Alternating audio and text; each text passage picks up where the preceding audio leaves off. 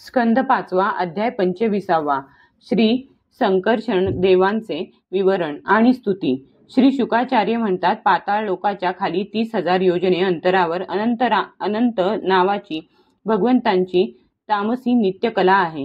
ही अहंकार रूप असल्याने द्रष्टा आणि दृश्याला एकत्रित करते, म्हणून पांचरात्र तंत्राचे अनुयायी भक्त हिला संकर्षण म्हणतात।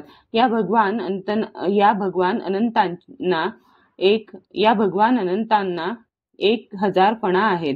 त्यांपैकी एकीवर ठेवलेले हे सर्व भूमंडळ मोहरीच्या दाण्याप्रमाणे दिसते। प्रलयकाली जेव्हा यांना विश्वाचा संहार करण्याची इच्छा होते, तेव्हा क्रोधाने फिरणाऱ्या यांच्या मनोहर भ्रुकुटी मध्यातून संकर्षण नावाचे रुद्र प्रकट होतात। त्यांच्या समूहाची संख्या 11 आहे। त्या सर्वांना प्रत्येकी 3 डोळे असून त्यांच्या हातात त्रिशूळ असतात। भगवान संकर्षणांच्या दोन्ही चरणकमलांची स्वच्छ तांबूस वर्णाची नखे रत्नांप्रमाणे दैदिप्यमान आहेत। जेव्हा श्रेष्ठ भक्तांसह अनेक नागराज अनन्य भक्तिभावाने त्यांना प्रणाम करतात, तेव्हा त्या नखमण्यांमध्ये त्यांच्या कुंडल कांती मंडित कमनीय गाल असणाऱ्या मनोहर मुखकमलाची मनमोहक शोभा दिसते। तेव्हा त्यांचे मन आनंदाने भरून जाते।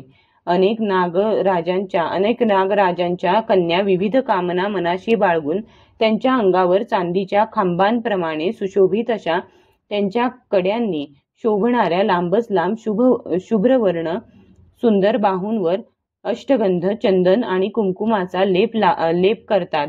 त्यावेळी त्यांच्या अंगस्पर्शाने रोमांचित झालेल्या नागकन्यांच्या हृदयात कामसंचार होतो।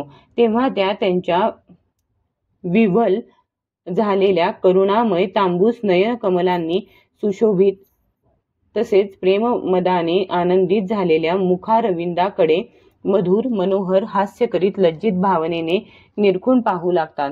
ते अनंत गुणांचे सागर आदिदेव भगवान अनंत आपल्या सहनशीलतेला आणि रागाच्या वेगाला आवरून धरून तेथे सर्व लोकांच्या कल्याणासाठी विराजमान आहेत। देव, असुर, नाग, सिद्ध, गंधर्व, विद्याधर आणि मुनिगण भगवान अनंतांचे ध्यान करतात। त्यांचे नेत्र नेहमी प्रेमभराने आनंदित, चंचल आणि भावपूर्ण असतात। ते लालित्यपूर्ण वचनामृताने आपले पार्षद आणि देवसमुदायाला संतुष्ट करीत असतात। त्यांच्या अंगावर निळे वस्त्र आणि कानात फक्त एक कुंडल झगमगत असते। तसेच त्यांचा पवित्र आणि सुंदर हात नांगराच्या मुठीवर ठेवलेला असतो। उदार लीला करणारे ते भगवान संकर्षण गळ्यात वैजयंती माळा धारण करतात। ती इंद्राचा हत्ती जो ऐरावत त्याच्या गळ्यात असलेल्या सुवर्ण साखळी प्रमाणे दिसते। ती कधी कोमेजत नाही। तिच्यातील ताज्या तुळशींचा गंध आणि गोड मकरंद यांनी धुंद झालेले भ्रमर नेहमी मधुर गुंजारव करीत तिची शोभा वाढवितात। परीक्षिता, अशा महात्म्य श्रवणाने आणि ध्यान केल्याने भगवान अनंत मुमुक्षांच्या हृदयात प्रगट होऊन त्याच्या अनादिकालापासून कर्मवासनांनी उत्पन्न झालेल्या सत्व, रज आणि तमोगुणात्मक अविद्यामय हृदयग्रंथी ताबडतोब तोडून टाकतात। एकदा ब्रह्मदेवांचे पुत्र भगवान नारदांनी तुम्बुरू गंधर्वांसह त्यांच्या गुणांचे ब्रह्मदेवांच्या सभेमध्ये या प्रकारे गायन केले होते। ज्यांच्या दृष्टिक्षेपानेच जगाची उत्पत्ती, स्थिती आणि प्रलयाला कारणीभूत असणारे सत्वादी प्रकृतीचे गुण आपल्याला कार्याला समर्थ होतात, ज्यांचे स्वरूप अनंत आणि अनादी आहे। तसेच ज्यांनी एकटे असूनही या विविध प्रपंचाला आपल्यात धारण केले आहे, त्या भगवान संकर्षणांचे तत्व कोण कसा जाणू शकेल?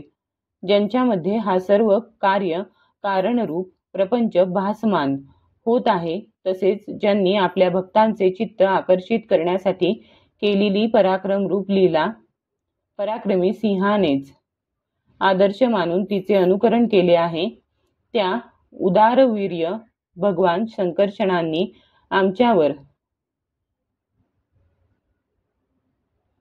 मोठी कृपा करून हे विशुद्ध सत्वमय शरीर धारण केले आहे. ज्यांच्या ऐकलेल्या किंवा ऐकविलेल्या नावाचे एखाद्या पीडिताने किंवा पतित पुरुषाने अकस्मात किंवा थट्टेने सुद्धा उच्चारण केले तर तो पुरुष दुसऱ्या मनुष्यांची सारी पापे तात्काळ नष्ट करतो.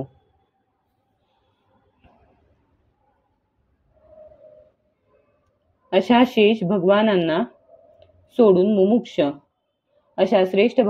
सोडून मुमुक्षू पुरुष आणखी कोणाचा आश्रय घेईल? पर्वत, नद्या, समुद्र, प्राणी इत्यादींसह हे संपूर्ण भूमंडल त्या सहस्र शीर्षा भगवंतांच्या एका मस्तकावर एका रजकणाप्रमाणे ठेवलेले आहे. ते अनंत आहेत, म्हणून त्यांच्या पराक्रमाला काही सीमा नाही. एखाद्याला 1000 जिभा असल्या तरी सुद्धा तो सर्व व्यापक भगवंतांच्या पराक्रमांची गणना कशी करू शकेल? वास्तविक त्यांचे शौर्य, असंख्य गुण आणि प्रभाव अमर्याद आहेत. असे प्रभावशाली भगवान अनंत रसातळात आपल्याच महिम्यामध्ये स्थित असून स्वतंत्र आहेत आणि सर्व लोकांच्या स्थितीसाठी लीलेने या पृथ्वीला त्यांनी धारण केले आहे. भोगांची कामना करणाऱ्या पुरुषांच्या आपापल्या कर्मानुसार प्राप्त होणाऱ्या भगवंतांनी रचलेल्या ह्याच गती आहेत.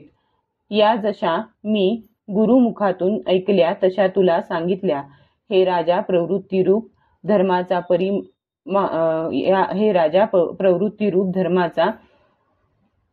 परिणाम म्हणून प्राप्त होणाऱ्या मनुष्याच्या ज्या परस्पर विलक्षण उच्च नीच गती आहेत त्या इतक्याच आहेत.